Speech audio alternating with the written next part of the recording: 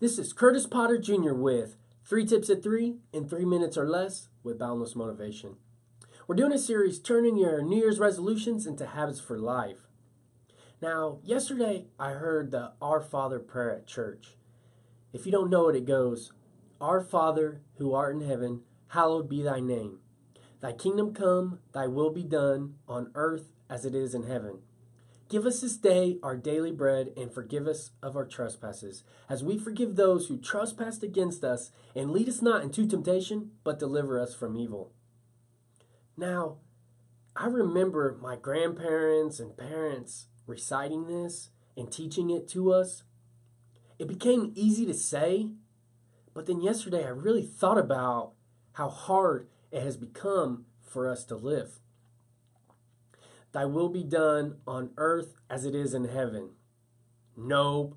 If you look at the world today, it's falling. There's so much hate and racism, all this fighting. Sometimes you just wish that was true. And then it says, forgive us of our trespasses as we forgive those who trespass against us. We all want forgiven, but how hard is it to forgive someone that trespasses against us? You feel justified. They did this wrong. That's not how it goes. You want forgiven, but it's hard to forgive others. And then lead us not into temptation, but deliver us from evil. But yet, I know almost any time I believe there's not a cop around, I go pedal to the metal, vroom vroom, let's go. Yet, just that simple breaking of the law is still a sin. So I really had to put it in my heart and think about those words, which seemed so easy, yet was really so hard. Last night, I was thinking about a great friend of mine named Paul Kirby.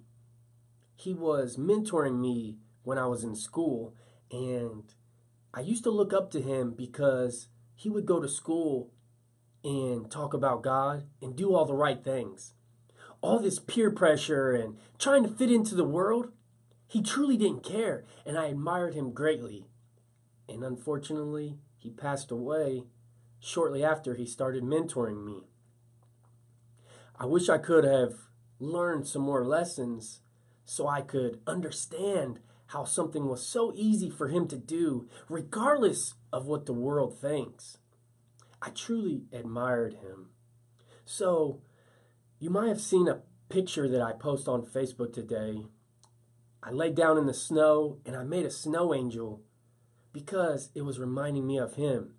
And now, until the snow melts, I'll see it in my yard every single day, reminding me to be more like him.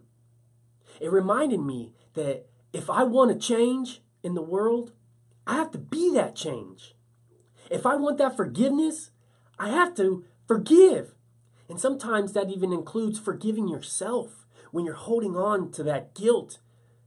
It's hard to move on to the next step. You get stuck in a rut. Sometimes it might be because you can't forgive yourself. You might be stuck in that rut because you can't forgive someone else.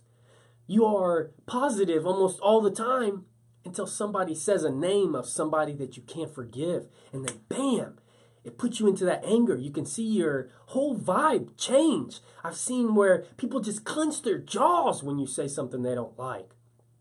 You have to forgive if you want to be forgiven. And the last thing is, we have to fight that temptation. Lead us not into temptation. But how hard is that? How hard is it for us to not be tempted at drugs, alcohol, anger, hate, racism, jealousy?